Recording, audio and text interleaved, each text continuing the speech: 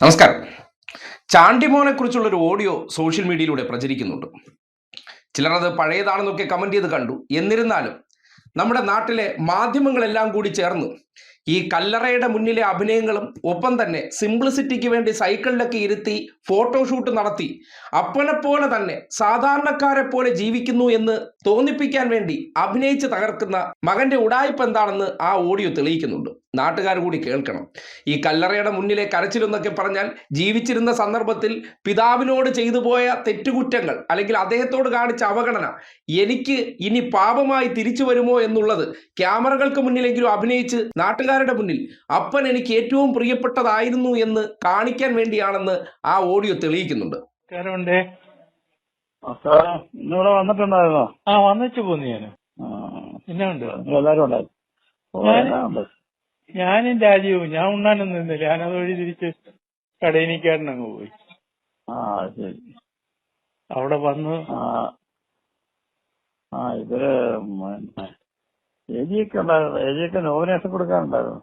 ഉണ്ടായിരുന്നു. വരുമെന്ന് എന്നോട് നമ്മുടെ അമ്പലത്തിൽ വെച്ച് പറഞ്ഞു. നോമിനേഷൻ കൊടുക്കാനുണ്ടായിരുന്നു. എല്ലാരും ഉണ്ടായിരുന്നു തോന്നുന്നു. അവരെല്ലാം ഉണ്ടായിരുന്നു. ഞാൻ അതിന് മുമ്പേ ജാമ്യപ്പന്റെ കൊടുത്തു. അത് കഴിഞ്ഞ് മറ്റേര് കൊടുത്തു. അത് ശരി. ഈ എൽ ഡി എഫുകാരനെ പറഞ്ഞു പഠിപ്പിക്കാൻ അറിയത്തില്ല. പിന്നെ പറഞ്ഞിട്ട് കാര്യം. എന്നാ എൽ ഡി എഫുകാരെ പറഞ്ഞു പഠിപ്പിക്കാൻ അറിയത്തില്ലെന്നേ. അല്ലെങ്കിൽ ഉണ്ടല്ലോ ഈ നേതാക്കന്മാര് മുഴുവൻ ഇടഞ്ഞാ നിൽക്കുന്നത്. ഇതൊന്നും ഇവന്മാർക്ക് അറിയത്തില്ല. ഊളപ്പാറ ഭയങ്കരമായിട്ട് ആ നെബിനൊക്കെ ചാണ്ടിയമ്മനെ പറ്റി ഇനി പറയാത്തതൊന്നുമില്ല. ഇതിനൊന്നും അല്ല. എന്താ മറന്ന സത്യങ്ങൾ എന്നാന്നറിയാവോ? ഈ അവസാനം ഏറ്റവും അവസാനം കെ സി ജോസഫും എം എം ഹസനും പിന്നെ ബെന്നി ബെഹനാനും പുള്ളിയെ കാണാൻ ചെല്ലുന്നു. പുള്ളിയെ കാണാൻ ചെന്നു ബാംഗ്ലൂര്. 9:30 ആയപ്പോ അവിടെ ചെന്നതാണ്. എനിക്ക് കൃത്യമായിട്ട് അറിയാവുന്ന 2:30 വരെ അവിടെ ഇരുന്നിട്ട് കാണാൻ സമ്മതിച്ചില്ല. ഈ അമ്മയും മകനും കൂടെ അങ്ങോട്ട് വില്ലപ്പിച്ച് നിൽക്കുകയായിരുന്നു. അവസാനം ഈ ഇവനെ പ്രവർത്തനം ഇറങ്ങി. ആ നേരത്ത് ഒരു ഹസൻ അരിശം വന്നിട്ട് ഹസൻ ദേഷ്യം വന്നിട്ട് ഹസൻ കയറി അങ്ങ് പോയി. കയറി അങ്ങോട്ട് ചെന്നു. ഇവർ തടഞ്ഞ് ഇവർ കാണാൻ സമ്മതിച്ചില്ല. അതൊരു ഇൻസിഡന്റ്. വേറൊരു സംഭവം, നമ്മുടെ ഇവിടെ പുള്ളി പറഞ്ഞു വിട്ടതാണ്. ഇവിടുന്ന് പുള്ളി ഒരു 8 പേരുടെ പേരെഴുതി കൊടുത്തു. ഇവരോട് ചെല്ലണം, അത്യാവശ്യ കാര്യങ്ങൾ പറയാനുണ്ടെന്നും പറഞ്ഞ് പേര് ഈ അച്ഛനെ കൊണ്ട് എഴുതിച്ച് കൊടുത്തു വിട്ടു. ഇവര് ഇവിടെ കിട്ടിക്കഴിഞ്ഞപ്പോ ഇവര് പോകാൻ റെഡിയായി. അപ്പൊ അച്ഛു പറഞ്ഞു ചാണ്ടിയെ ഒന്ന് വിളിച്ചേക്കണം കേട്ടോ. ഇതിനെ വിളിച്ചപ്പോ ഇവൻ പറഞ്ഞു പറ്റിയല്ല, കാണാനൊന്നും പറ്റത്തില്ല, അങ്ങനെ എങ്ങനെയാണെന്നും പറഞ്ഞ് സമ്മതിച്ചില്ല. അതിനകത്ത് 8 പേര് 3 പേര് ബലമായിട്ട് അങ്ങ് പോയി. ഞങ്ങളേതും കണ്ടോളെന്നും പറഞ്ഞു. ഇവരവിടെ ചെന്നപ്പോ കാണാൻ സമ്മതിച്ചില്ല. ഈ തള്ള ഏതാണ്ടെല്ലാം പറഞ്ഞു. തള്ളയുടെ നേരെ ഇവന്മാര് അത് ഈ പൂരപ്രക്കാരനൊക്കെയാണ്. അവനും പിന്നെ മനോജുണ്ട്. മറ്റേ ആനയുടെ മനോജില്ലേ, അമ്പാറ മനോജ് ഉണ്ടായിരുന്നു കൂടെ. എന്നിട്ട് ഭയങ്കരമായിട്ട് തട്ടിക്കേറി ബലമായിട്ട് കയറി കണ്ടു. അത് കാണാൻ പുള്ളിയെ സമ്മതിക്കത്തില്ല. പുള്ളിയോട് സംസാരിക്കാനോ നമ്മൾ പറയാനോ ഒന്നും സമ്മതിക്കത്തില്ല. അത് അത് കഴിഞ്ഞാണ് ഈ മുമ്പാണ് ഈ നമ്മുടെ കുഞ്ഞില്ലംപള്ളിയില്ലേ, കുഞ്ഞില്ലംപള്ളിയും പാമ്പാടിലെ പാപ്പച്ചി സാറും എല്ലാം കൂടെ പോയി ഈ പുള്ളിയെ ചികിത്സിക്കണം, ഇല്ല പറ്റത്തില്ലെന്ന് പറഞ്ഞ പുള്ളിക്കാരത്തി ഒരു ഫയൽ ഇങ്ങോട്ട് എടുത്ത് നേട്ടേക്ക് പറഞ്ഞു. 2 കോടി രൂപയുടെ ചിലവായ ഫയലാന്ന് പറഞ്ഞു. നിങ്ങളും എല്ലാം കാശ് മുടക്കുമെന്ന് ചോദിച്ചു. കുഞ്ഞിനോട് ചോദിച്ചത് നിങ്ങൾ കാശ് മുടക്കുമെന്ന് ചോദിച്ചു. മുടക്കിയോന്നോ മുടക്കുവോന്ന്. ഇപ്പൊ 2 കോടി രൂപ ആയെന്ന്. അപ്പൊ 2 കോടി രൂപ ആയെന്ന് പറഞ്ഞപ്പോഴത്തെ കുഞ്ഞ് പറഞ്ഞു എനിക്കൊരു 10-40 സെന്റ് സ്ഥലം കോട്ടയം ടൗണിലുണ്ട്, ഞാൻ അത് വിറ്റേക്ക് ചികിത്സിച്ചോളാന്ന് പറഞ്ഞു. ഞാൻ മുടക്കിക്കോളാന്ന് പറഞ്ഞു. ഉടനെ അവരെടുത്ത വയലാ പറഞ്ഞു നീ ഭാര്യ തല്ലുന്നല്ലോ കുഞ്ഞില്ലംപള്ളിയോട്.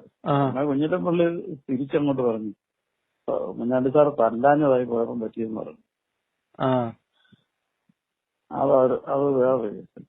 പിന്നെ ഇവിടുന്ന് ചെന്ന ഒരു മനുഷ്യനെ ഈ ഏരിയയിൽ ആരെയും കാണാൻ സമ്മതിക്കില്ല. എന്താന്ന് വെച്ചാൽ കാണാൻ പുള്ളിക്ക് അതാണ് ഇഷ്ടം. പുള്ളി കാണാൻ അത് വേണ്ടല്ലോ. ഞാൻ അവിടെ ചെന്ന് കഴിഞ്ഞപ്പോഴത്തേക്ക് ഞാൻ ജനലിന് ഇങ്ങോട്ടോ നിൽക്കുക. പുള്ളി കൈ കാണിച്ച് എന്നെ വിളിച്ചതാ. എന്നിട്ട് ഇവര് കയറ്റി കാണാൻ സമ്മതിച്ചില്ല. ബാംഗ്ലൂരിൽ അത്ര പുള്ളി ഇങ്ങനെ കൈ കാട്ടി വിളിച്ചു. എന്നിട്ട് ഒരു കാണാൻ സമ്മതിച്ചില്ല.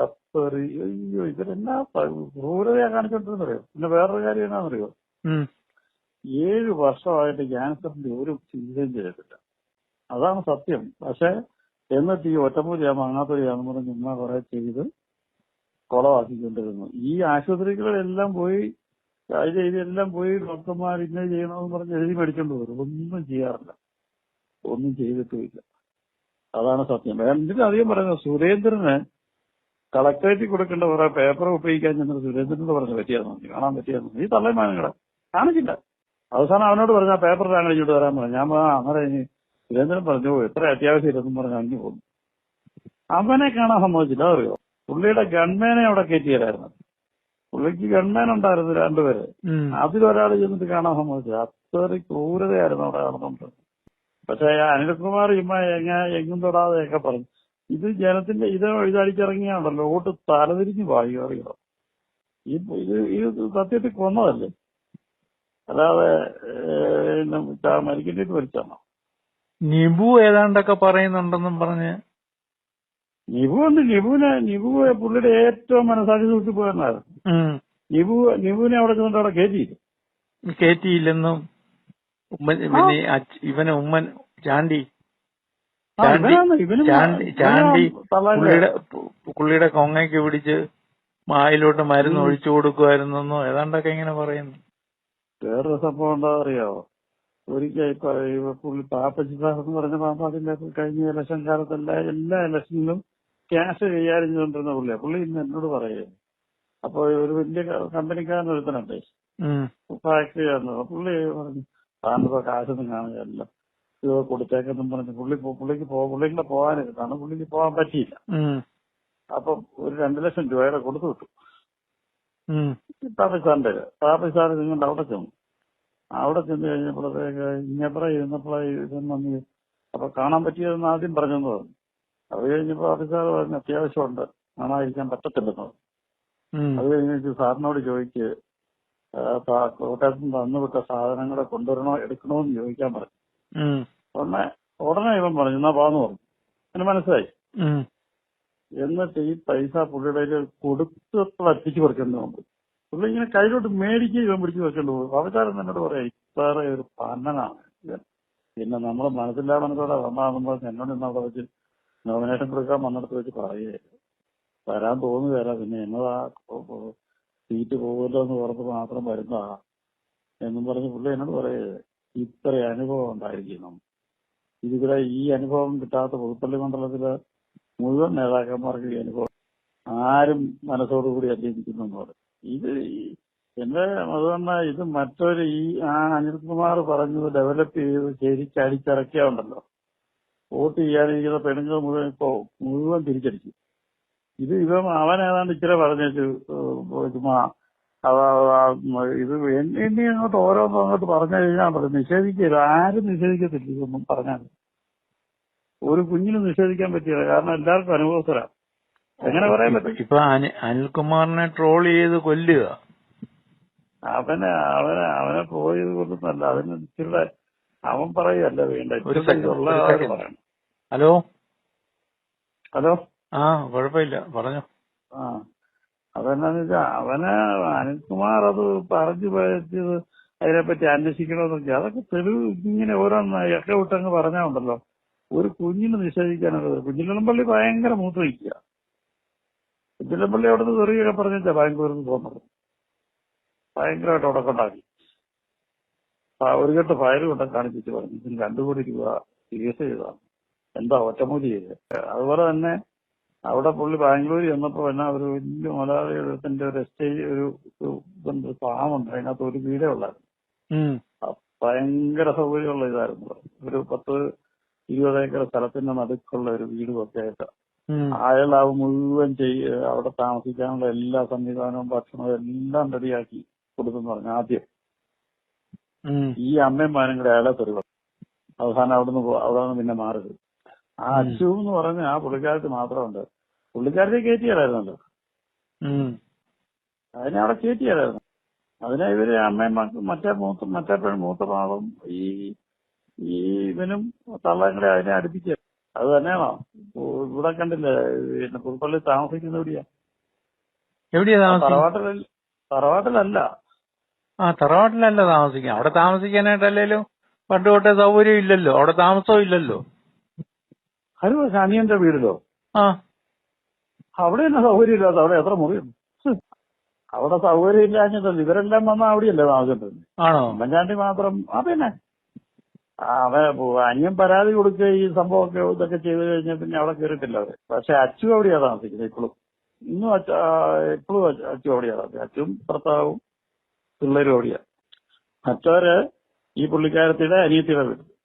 ഇത് ഈ പാർട്ടിക്കാരന് ഇതൊന്നും അങ്ങോട്ട് പറഞ്ഞ് പഠിപ്പിക്കാനോ ഇതൊന്നും പറ്റുന്നില്ല. ഇതാണ് ക്യാമറകൾക്ക് മുന്നിൽ കാണുന്നതിനപ്പുറമുള്ള റിയൽ മകൻ. ഈ മകൻ ജീവിച്ചിരുന്ന സന്ദർഭത്തിൽ ഇപ്പോൾ കാണിക്കുന്ന കല്ലറ ആത്മാർത്ഥതകൾ അദ്ദേഹത്തിന്റെ ജീവിതത്തിൽ കാണിച്ചിരുന്നെങ്കിൽ ചിലപ്പോൾ ഇന്നും ആ മനുഷ്യൻ ഈ ഭൂമിയിൽ ഉണ്ടാകുമായിരുന്നു എന്നുള്ളത് ഒരു റിയാലിറ്റി ആയിട്ട് ഈ സമൂഹത്തിന്റെ മുന്നിലുണ്ട്. പക്ഷേ നമ്മുടെ മുന്നിൽ പുതിയൊരു ക്രിസ്തീയ മുഖം, മനോരമയെ സംബന്ധിക്കുന്നിടത്തോളം ഓർത്തഡോക്സ് വിഭാഗത്തിൽപ്പെട്ട ഒരു നേതാവ് വരിക എന്നുള്ളത് അവരെ കൂടി കുടുംബത്തിന്റെ ആവശ്യമാണ്. ആ നിലയ്ക്കാണ് സൈക്കിളിൽ പോകുന്നവൻ, ഫ്ലക്സ് എടുത്തുകൊണ്ട് ഓടുന്നവൻ തുടങ്ങി പല പല നരേഷനിലൂടെ ഒരു വ്യക്തിയെ കൃത്രിമമായിട്ടുള്ള ഇമേജ് ബിൽഡപ്പ് ചെയ്തുകൊണ്ട് വരുന്നത്. അതിനപ്പുറത്തേക്ക് ആ നാട്ടിലുള്ള മനുഷ്യർ തന്നെ പറയുന്ന കാര്യം കേൾക്കൂ. ഇങ്ങനെ ഈ ക്യാമറകൾ കണ്ടിട്ട് ഒരു വ്യക്തിയെ തെറ്റിദ്ധരിച്ചുകൊണ്ട് വോട്ട് ചെയ്തു, അയാൾക്ക് 45,000 വോട്ടിന്റെ ഭൂരിപക്ഷം കിട്ടി എന്നുള്ളത് കൊണ്ടും സഭ ഒന്നടങ്കം സഹായിച്ചു എന്നുള്ളത് കൊണ്ടും ഒരു വ്യക്തി ഒരു ക്ലാരിറ്റിയുള്ള വ്യക്തിയാകില്ല, അല്ലെങ്കിൽ അയാൾ ഒരു സംശുദ്ധ വ്യക്തിത്വമാകില്ല. സംശുദ്ധ വ്യക്തിത്വമാകുന്നത് എങ്ങനെയാണ്? ചെയ്യുന്ന പ്രവൃത്തികളിലൂടെ ആയിരിക്കണം. ചെയ്യുന്ന പ്രവൃത്തികൾ ഒരിക്കലും ക്യാമറ ഷൂട്ടിന്റെ ആവശ്യമൊന്നുമില്ല. ജനം തനിയെ സംസാരിച്ചു തുടങ്ങും. പക്ഷേ ഇന്നത്തെ കാലഘട്ടത്തിൽ അങ്ങനെയല്ലല്ലോ. ജനത്തിന്റെ മുന്നിലേക്ക് ഞാൻ ഇങ്ങനെയൊക്കെയാണ് എന്ന്, അതായത് ക്ഷേത്രത്തിൽ പോവുക, ഭാഗവത പാരായണം വായിക്കുക, മരണ വീട്ടിൽ പോയിരുന്നു പോലും അദ്ദേഹം സംസ്കൃതം ചൊല്ലുക തുടങ്ങിയ ഫോട്ടോഷൂട്ടുകളിലൂടെ എൻ്റേതായിട്ടുള്ള ഇടങ്ങൾ ഞാൻ തന്നെ പിടിച്ചു വാങ്ങിയെടുക്കണം. അതിന് സഹായിക്കാൻ വേണ്ടി കേരളത്തിലെ മാധ്യമങ്ങളുമായിട്ട് ഞാൻ ലിങ്ക് ഉണ്ടാക്കിയിട്ടുണ്ട്. ആ ലിങ്ക് ഉപയോഗപ്പെടുത്തി ഒരു വ്യക്തി എത്രമാത്രമാണ് കൃത്രിമ ഇമേജ് സൃഷ്ടിച്ചു വരുന്നു എന്നുള്ളതാണ് ചാണ്ടി ഉമ്മനെ സംബന്ധിച്ച് ഈ ഒരു ഓഡിയോ തെളിയിക്കുന്നത്. ഈ കാലഘട്ടമൊക്കെ ജനം മറന്നു പോകുമെന്ന് അറിയാവുന്നത് കൊണ്ട് വിദഗ്ധമായി രാഷ്ട്രീയത്തിൽ നിൽക്കാൻ വേണ്ടത് മികച്ച അഭിനയങ്ങളാണ്, മികച്ച ഷോ ഓഫുകളാണ്. ആ ഷോ ഓഫുകളാണ് ഇപ്പോൾ കാട്ടിക്കൂട്ടുന്ന ഈ കോപ്രായങ്ങളെന്ന് നാട് തിരിച്ചറിയാൻ ആ ഓഡിയോ സഹായിക്കും. നിലമ്പൂർ ഉപതെരഞ്ഞെടുപ്പിൽ ആരോടും മിണ്ടാതെ 1000 വീടുകളിൽ കയറി പ്രചരണം നടത്തിയെന്നൊക്കെ ഒരു നരേഷൻ വന്നു. ആരെങ്കിലും പോയി നിന്ന് എണ്ണിയിട്ടാണോ 1000 വീടുകളിൽ കയറി എന്ന് പറയുന്നത്? അല്ല, അത് അങ്ങനെ ഒരു ഫീൽ ഉണ്ടാക്കുന്നതാണ്. എങ്ങനെയാണ് 1000 വീടുകളിൽ കയറി എന്ന് ഇവർ അങ്ങ് ആവർത്തിച്ചു പറയുന്നത്? ഏതെങ്കിലും മാധ്യമ പ്രവർത്തകർ 1000 വീട് എന്ന് ഇയാളുടെ പിന്നാലെ നടന്നില്ലല്ലോ. അപ്പോൾ ഇതൊക്കെ ഒരു ബിൽഡപ്പാണ്. ചില വ്യക്തികളെ രാഷ്ട്രീയത്തിൽ ഉയർത്തിക്കൊണ്ടുവരാനുള്ള മാധ്യമ പ്രൊപ്പഗാൻഡ തന്ത്രമാണ്. ആ പ്രൊപ്പഗാൻഡ തന്ത്രത്തിനപ്പുറം ഒരു വ്യക്തിയുടെ റിയാലിറ്റി എന്താണെന്നാണ് ആ ഓഡിയോ തെളിയിക്കുന്നത്. പിതാവിനോട് ജീവിച്ചിരുന്ന കാലഘട്ടത്തിൽ എന്തൊക്കെയാണ് ചെയ്തത് എന്നതിനെ സംബന്ധിച്ച് പറയുന്നത് ഞങ്ങളല്ല, ഇദ്ദേഹത്തിന്റെ കുടുംബവുമായിട്ടും രാഷ്ട്രീയവുമായിട്ടും അടുത്ത് നിന്നവരാണ്. അവർ പറയുന്ന വാചകങ്ങൾ കേൾക്കുമ്പോൾ ഈ കാട്ടിക്കൂട്ടുന്ന കോപ്രായങ്ങളും കല്ലറയ്ക്ക് മുന്നിലെ ആ ക്യാമറ വിതുമ്പലൊക്കെ എന്തിനു കാട്ടുന്നു എന്ന് പറഞ്ഞാൽ, ജനങ്ങൾക്ക് മുന്നിൽ ഉമ്മൻചാണ്ടി എന്ന വ്യക്തി മരിച്ച സന്ദർഭത്തിൽ തടിച്ചുകൂടിയ ആ ജനസാഗരത്തിന് മുന്നിൽ ഞാൻ ആ അപ്പൻ്റെ ഏറ്റവും പ്രിയപ്പെട്ട വ്യക്തിയാണ്, എനിക്ക് അപ്പൻ എന്ന് പറഞ്ഞാൽ എൻ്റെ കണ്ണിലെ കൃഷ്ണമണിയാണെന്നൊക്കെ കാണിക്കുന്നത് ഒരുതരം കാപട്യമായിരുന്നു എന്ന് ആ ഓഡിയോ തെളിയിക്കുന്നുണ്ട് എന്നുള്ളതാണ് യാഥാർത്ഥ്യം.